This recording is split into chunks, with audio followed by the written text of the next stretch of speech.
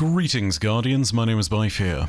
So, if you haven't noticed from the title of the video and the thumbnail, we're going to be talking about spoilers. That thumbnail is going to stay the way it is, by the way, because that image is taken from a trailer, not from the actual campaign and game. So, yeah, I will be discussing things, but please don't claim it's a spoiler in the thumbnail. I swear to God, it's been up there in the launch trailers for ages now. So, point being, if you have not played the campaign and you do not want to be spoiled, this is your spoiler warning, get out now. For the rest of you who have completed the campaign, let's dive in. For this video, we're going to briefly touch on a few different topics and we're going to discuss them not in depth. I want to make sure that I talk about each of these in depth at some point, but I also want to make sure that I actually cover a bunch of stuff here because there's lots of revelations from the campaign that we should really talk about, but each of them does deserve their own video at length at a later date. So, expect that full in-depth analysis later, but for the moment, we're just going to touch on each of these. Those topics that I'm including for the video today are the nature of the veiled statues, which has finally been revealed to us, Luzaku, the friendly Lucent Hive Guardian, what Savathun is planning in the aftermath of the Witness's defeat, what the state of the Traveler is in the aftermath of the Witness's meddling and the changes that happened by bringing darkness into it, and of course, the real reason for Cayde 6's return to us. In order to tackle the biggest mystery with the biggest gravity first, I think it's fair that we talk about the veiled statues. I will absolutely be going over them in greater detail in another video because, yeah, that question has been plaguing us since Shadowkeep. And wow, we have an answer now, and it is a compelling one. The short, less detailed answer to this is that these statues are sort of a representation of the Precursor people. But to understand the real depth of it, you need to know about the creation of the Witness from these people. The Precursors created the Witness after the Traveler left their civilization. They created it with the intent of bringing about a being with a singular purpose and an unshakable will. This was, after all, what they had been looking for. In the darkness, they had sought purpose, and with the ability to change the world at their fingertips if they combined the light and dark, this was the purpose that they decided upon. This is what led to the creation of the Witness, but as a result, the Witness is not a single being, not technically. That's why you see me calling the Witness it or they rather than he or she, because, well, it's not a single he or she, it's many he's and she's. It's a compound being made up of all those different minds. They are joined in darkness, and only in darkness can any single one of those minds, or any multitude of them, be heard. So now that we have that basic understanding, we know that we have a compound being made up of a bunch of different people. All of them, supposedly, have combined to create this singular will. And the problem with that is that, no, it's not singular. The Witness may have, seemingly, this indomitable nature, but it's made up of beings who are all individuals, and not all of them are in agreement with that purpose. Some of them still have doubt. Those who did doubt the Witness's purpose, or who didn't fit in with its plans for the final shape, are still a part of it technically, but they are known as the Dissenters. They are the Precursor minds that have been exiled to these veiled statues which are found all over the system. These veiled statues are still linked to the Witness in a sense, but they're much more like prisons, binding the dissenting minds within the Witness into them until they can be properly integrated back into itself as a part of the final shape.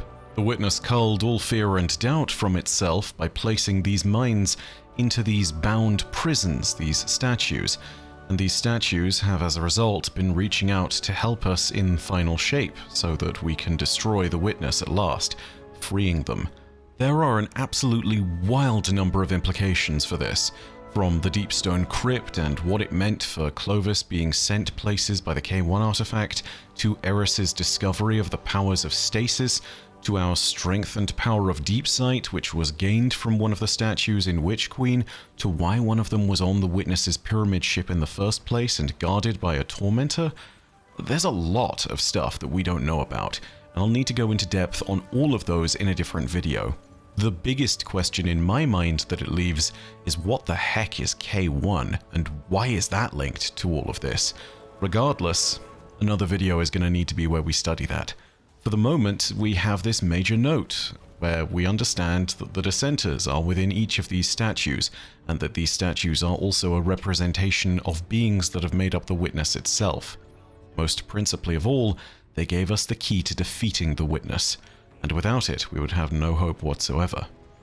Next, we've got to talk about Luzaku, who I think has quickly become one of the favorite characters of this expansion by virtue of what she is. I think people have speculated about the possibility of friendly Hive Guardians ever since Witch Queen, but to actually see one is a whole other thing. If you run the Lost Sector with Luzaku multiple times, by the way, you get new dialogue, so we'll go over that when the time is right. The big revelation that we get from Luzaku's storyline, however, is that the Lucent Hive, and perhaps the Hive more generally, will still mostly follow the commands of their brood lords, but that they have enough of a difference of opinion sometimes with their leaders that they might choose to chart their own courses. Now, Luzaku's story is really bound up in this idea. It's bound up in the idea of purpose, and that she believes her purpose, at very least, is not to do battle with us, and certainly isn't to follow the direction of Savathun's swarm. She has even deployed alongside us in a few parts of the Pale Heart to offer assistance. This doesn't make Luzaku our immediate parallel to Mithrax. It doesn't mean that she's going to start leading her own brood of Hive. It doesn't mean that she's immediately going to become an ally for sure in the long term, but it does mean that there is the potential to see an allied force of Hive alongside us. More importantly, with the revelations of Witch Queen that the Lucent Hive appear to no longer require the Blood Tithe to feed their worms, we might see a faction of Hive splinter off entirely in order to carve their own path, one less bloody and made without the intent of slaughter for all the universe. We should also talk about that different path, because it appears that Mara Sov and Savathun are preparing for their next great bout of combat, and this path, past what happens in the final shape, is going to be a key part of all that. It appears that Savathun is preparing for what comes after the Witness, and she's been teasing that idea, stating that the ideas of logics, of swords and bombs, philosophies that have betrayed two monarch queens, namely her and Mara, are going to be left redundant, whatever that means. It's not clear what she's preparing for, of course, because it's Savathun, but she undoubtedly has plans. She has also helped us a little bit, although of course it was in a somewhat self-serving manner.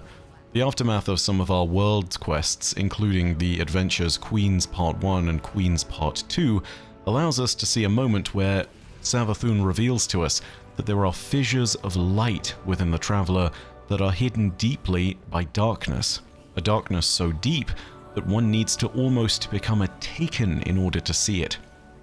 Now, this is going to get highly theoretical. That means we might need to use darkness in order to dimensionally shift within the Traveler to see these fissures, which seemingly might be a key raid mechanic, given that Savathun is pointing it out to us in a manner that supposedly aids us against the Witness. That's all guesswork though, I have no idea what's going on with that. Savathun also seems to be implying that there's a game to be played beyond the game of sword logic and bomb logic, a game that will reveal itself all too soon, but again, what that could be, why it might be linked to the fissures of light and dark within the Traveler, if it's related at all, none of that is clear, but I'm sure this is going to be one of the biggest story threads that hangs past Final Shape's conclusion. Savathun knows what's on the horizon. Whatever it may be, we need to be ready for it, and I imagine that Prismatic and our adventures within the Traveler have started to adequately prepare us for that. Speaking of the state of the Traveler generally, our conversations with Micah 10 of the Six Coyotes after the campaign's conclusion seem to point to the idea that the Traveler has been changed forever by the Witness. And not just by the Witness, but by specifically the invitation of darkness into it. The combination of light and dark within the Traveler hasn't wounded it though. The Witness is doing that with its attempts to use the light and dark to create the final shape, but the light and dark in union within the Traveler itself are doing something else. Remember that light and dark are neutral forces, and it means that the Traveler is experiencing not a wounding, but a transformation. It has become something new, and it is still growing into that something new, but it is a thing of both light and dark now. The potential dreams and unconscious thought that one might have within the Traveler are made manifest by the light. According to Micah's revelations, this change is still going on at this very moment. The results of it will be unknown, but it represents the beginning of a new era. Whatever that might mean, and what this means for the greater notion of the light in the universe and what the Traveler might be within the universe, is still not completely realized. But I think we might learn more about that at the conclusion of the Salvation's Edge raid and any content that flows on from that. Finally, though, the campaign gives us a real confirmation of something that people have been wondering about, that was brought about by the return of Cayde 6. It confirms why Cayde was brought about. In fact, it's very explicit about it in the campaign. It was wish magic. His body is indeed a construct of light, but he was also undoubtedly brought back by Crow's wish to see Cayde and to apologize to him for his actions in his past life. This is a small thing in the grand scheme of things, but ultimately it does mean that now we know the nature of Cayde's revival.